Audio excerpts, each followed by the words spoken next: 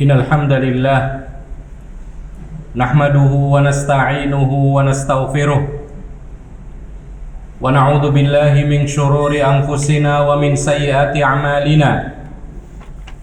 May yahdihillahu fala mudilla lahu wa may yudlil fala hadiya lahu.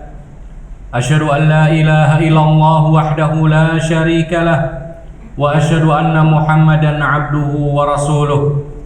Ya ayyuhalladzina amanu taqullaha haqqa tuqatih wa la tamutunna illa wa antum muslimun.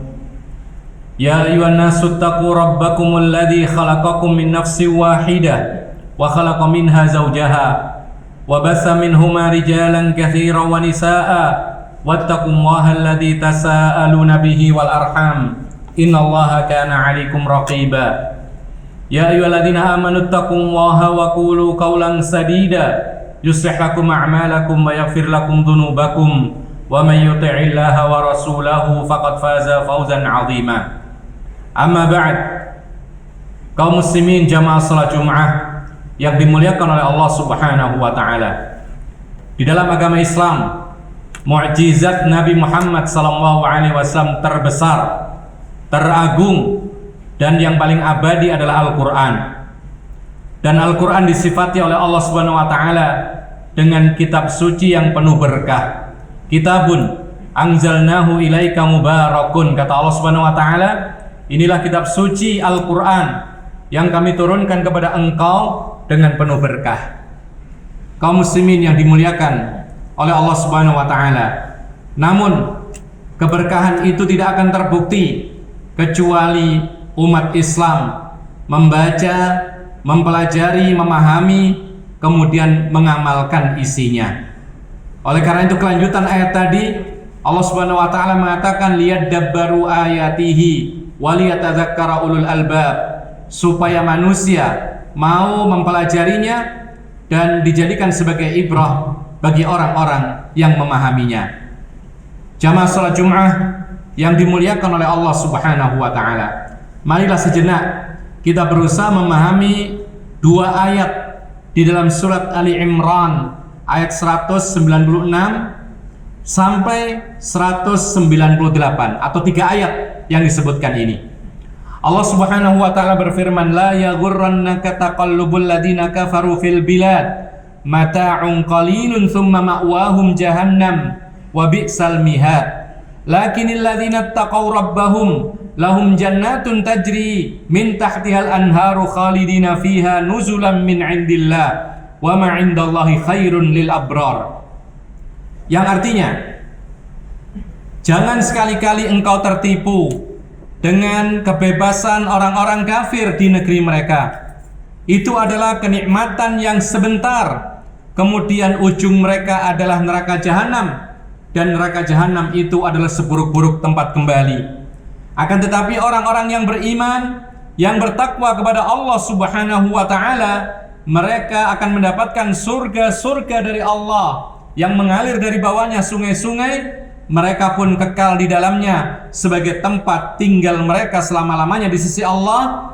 Dan apa yang dijanjikan di sisi Allah lebih baik bagi orang-orang yang berbuat baik. Kaum muslimin yang dimuliakan oleh Allah Subhanahu wa ta'ala, ada beberapa ibrah yang kita pahami dari beberapa ayat tadi. Yang pertama adalah Allah Subhanahu wa ta'ala melarang kita jangan sampai kita tertipu dengan kondisi orang-orang kafir yang secara lahiriah mereka kelihatan nikmat hidup di dunia. Mereka kelihatan mendapatkan apapun yang mereka inginkan. Badan-badan mereka sehat, harta benda mereka banyak. Bahkan mereka bisa keluar masuk ke negeri-negeri yang mereka inginkan. Itulah yang disebutkan oleh Allah Subhanahu wa ta'ala taqallubul ladzina kafaru fil bilad. Mereka seolah-olah menginginkan apapun diberikan oleh Allah Subhanahu wa ta'ala. Tapi jangan tertipu, kata Allah Subhanahu wa ta'ala, karena itu kenikmatan dunia yang sangat sedikit dan sebentar. Sebentar lagi kemudian hilang, dan ujung-ujungnya mereka berada di dalam neraka. Ma'asyiral muslimin rahimakumullah, benarlah apa yang dikatakan oleh Nabi sallallahu alaihi wasallam, ad-dunya sijnul mu'min wa jannatul kafir. Dunia ini adalah penjara bagi orang yang beriman, dan surganya orang-orang kafir. Kenapa penjara bagi orang yang beriman? Karena banyak sekali aturan, ujian, ada hal-hal yang tidak diperkenankan, ada batasan-batasan Allah, tidak boleh dilanggar. Maka seolah-olah orang beriman itu dipenjara. Tapi ingat, penjaranya orang yang beriman hanya di dunia. Setelah itu dia berada di tempat yang bebas, surga yang luas, abadi, kekal selama-lamanya. Adapun orang kafir, maka surga mereka, kenikmatan mereka hanya di dunia. Kenikmatan yang sebentar, sedikit, serba menipu, sebagaimana disifati oleh Allah Subhanahu wa taala dalam Al-Qur'anul Karim. Sehingga kaum muslimin yang dimuliakan oleh Allah, orang-orang kafir hidup di dunia, mereka menikmati wajar. Kenapa demikian? Karena mereka tidak akan ada surga lagi di akhirat kelak.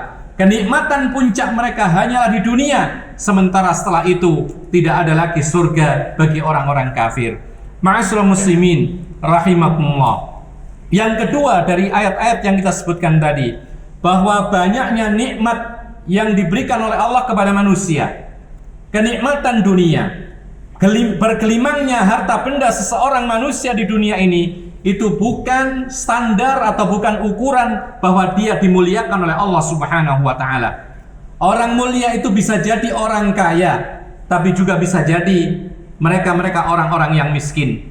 Orang yang mulia di sisi Allah kadang-kadang orang yang dikenal, tapi kadang-kadang pula mereka adalah orang-orang yang tersembunyi, yang tidak dikenal oleh Allah, oleh manusia yang banyak di dunia ini. Kenapa demikian? Karena Allah mengatakan inna akramakum indallahi atqakum. Sesungguhnya manusia-manusia yang paling mulia di sisi Allah Subhanahu wa taala adalah orang-orang yang paling bertakwa kepada Allah Subhanahu wa taala. Oleh karena itu, kenikmatan dunia yang diberikan oleh Allah melimpah kepada manusia, jangan dipikir itu adalah pertanda kebaikan, tapi itu semata-mata ujian dari Allah Subhanahu wa taala. Allah Subhanahu wa taala berfirman, "Ayahsabuna annama numidduhum min mali wa banin nusari'u lahumul khairat bal la yash'urun." Kata Allah Subhanahu wa taala dalam surat Al-Mu'minun ayat 56.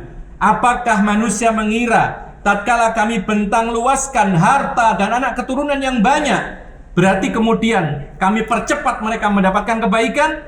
Kata Allah Subhanahu wa taala, sesungguhnya tidak demikian, mereka tidak merasakan. Artinya kaum muslimin yang dimuliakan oleh Allah Subhanahu wa taala, harta benda, kedudukan jabatan, status sosial yang tinggi di masyarakat, maka itu bukan pertanda bahwa itu adalah kemuliaan dari Allah Subhanahu wa taala. Itu semata-mata ujian yang diberikan oleh Allah kepada manusia. Oleh karena itu, tatkala tidak dijadikan sebagai sarana untuk mendapatkan kenikmatan yang abadi kekal selama-lamanya, maka dia menjadi orang-orang yang tidak sukses, orang-orang yang merugi, seperti yang disebutkan oleh Allah dan Rasul-Nya. Oleh karena itu, seandainya kenikmatan dunia, melimpahnya harta benda, itu adalah pertanda cintanya Allah dan ridhonya Allah kepada manusia tersebut, lalu kenapa Fir'aun yang penuh dengan kemewahan, kedunianya banyak sekali, lalu kemudian akibatnya akhirnya adalah dibinasakan dan disiksa oleh Allah Subhanahu wa taala. Kalaulah seandainya harta benda itu sebagai tanda kemuliaan di sisi Allah, maka kenapa Allah Subhanahu wa taala menyiksa dan membinasakan Qarun, kemudian dilaknat oleh Allah Subhanahu wa taala? Demikian pula Namrud, Haman dan lain sebagainya. Mereka bergelimang harta, tapi karena mereka tidak menjadikan harta itu untuk mendapatkan ridhonya Allah,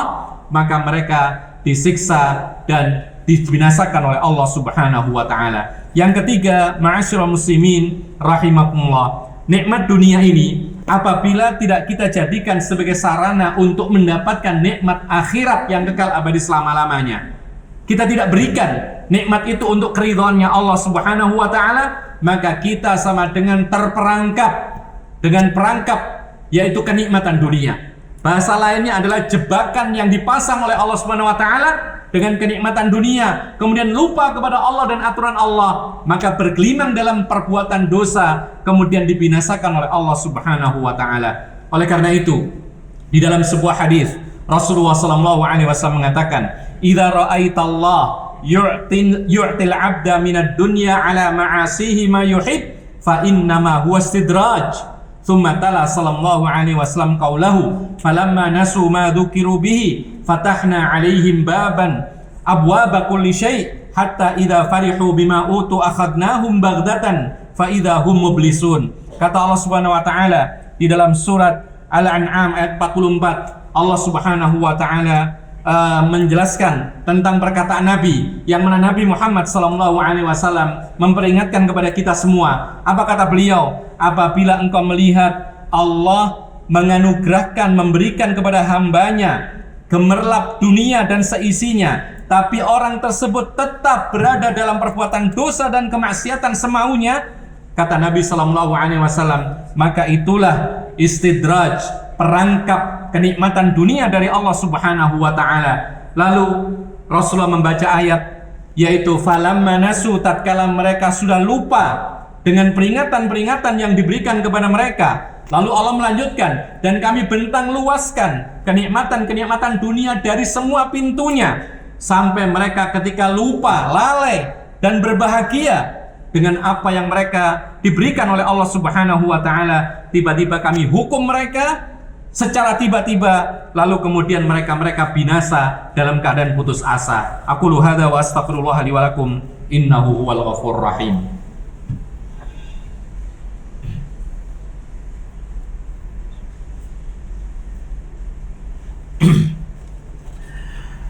Alhamdulillahil wahidil qahhar, mujibid da'awatil azizil ghaffar, khaliqis samawati wal ardi wal bihar, mujris sahabi wal uyuni wal anhar, khaliqul habbi wa mukawwiril laili wan nahar. Wa nusalli wa nusallimu ala nabiyyina al-mukhtar wa ala alihi wa dhurriyyatihi al-athhar wa ala ashabihi wa atba'ihi bi ihsanin ila yaumil qarar. Amma ba'd, ma'asyiral muslimin rahimakumullah. Dari beberapa ayat yang kita sebutkan tadi, maka di antara hikmah yang bisa kita petik bahwasanya Allah Subhanahu wa taala menangguhkan orang-orang kafir, menangguhkan orang-orang yang zalim dan pelaku maksiat tidak diadab seketika itu oleh Allah Subhanahu wa taala di dunia. Maka bukan berarti Allah Subhanahu wa taala tidak mampu untuk membinasakan mereka atau menyiksa mereka, tetapi itu semata-mata ada dua hikmah yang sangat agung. Hikmah yang pertama, supaya mereka mempunyai kesempatan untuk rujuk dan bertaubat kepada Allah Subhanahu wa taala. Maka Islam mengajarkan kepada kita bahwa ketika seorang itu bertaubat dari perbuatan dosa apapun dan sebesar apapun, niscaya Allah akan mengampuni dosanya dan menghapus kesalahan-kesalahan yang telah lalu. Hikmah yang kedua adalah seperti yang dikatakan oleh para ulama, bahwa Allah Subhanahu wa taala akan menambahi dosa demi dosa. Apabila orang itu berbuat dosa, diberikan kenikmatan dunia, lalu tidak kunjung sadar, maka ini hakikatnya Allah menambahi dosanya, supaya Allah adil ketika membalas dosa-dosa yang sangat banyak. Kata Allah Subhanahu wa taala, "Wala yahsabannal ladzina kafaru annama numli lahum khairul li anfusihim, innama numli lahum liyazdadu itsman walahum adzabun muhin."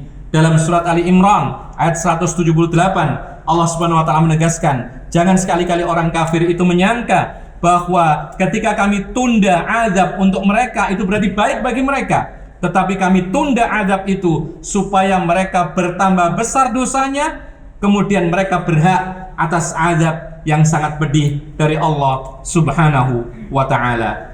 Kaum muslimin yang dimuliakan oleh Allah Subhanahu wa taala, adapun orang-orang yang beriman, maka mereka selalu sabar atas semua ujian yang diberikan oleh Allah Subhanahu wa taala. Apabila ujian itu hal-hal yang menyenangkan, maka mereka hadapi dengan syukur nikmat Allah. Dan apabila mereka mendapati ujian berupa sesuatu yang menyulitkan, menyengsarakan dirinya, maka mereka hadapi dengan sabar sesabar-sabarnya, karena orang-orang yang beriman akan mendapatkan yaitu kenikmatan yang abadi kekal selama-lamanya. Karena kenikmatan dunia dibandingkan dengan kenikmatan surga yang kekal abadi tidak ada bandingannya. Rasulullah SAW pernah mengatakan, wallahi mad dunya fil akhirati illa mathalu ma yaj'alu ahadukum asbu'ahu hadhihi fil yam falyandur bima yarji'. Akhrajahul Muslim. Kata Nabi SAW, aku bersumpah dengan nama Allah, dunia jika dibandingkan dengan nikmat akhirat yaitu surga, itu hanyalah seperti orang yang mencelupkan satu jarinya ke dalam lautan.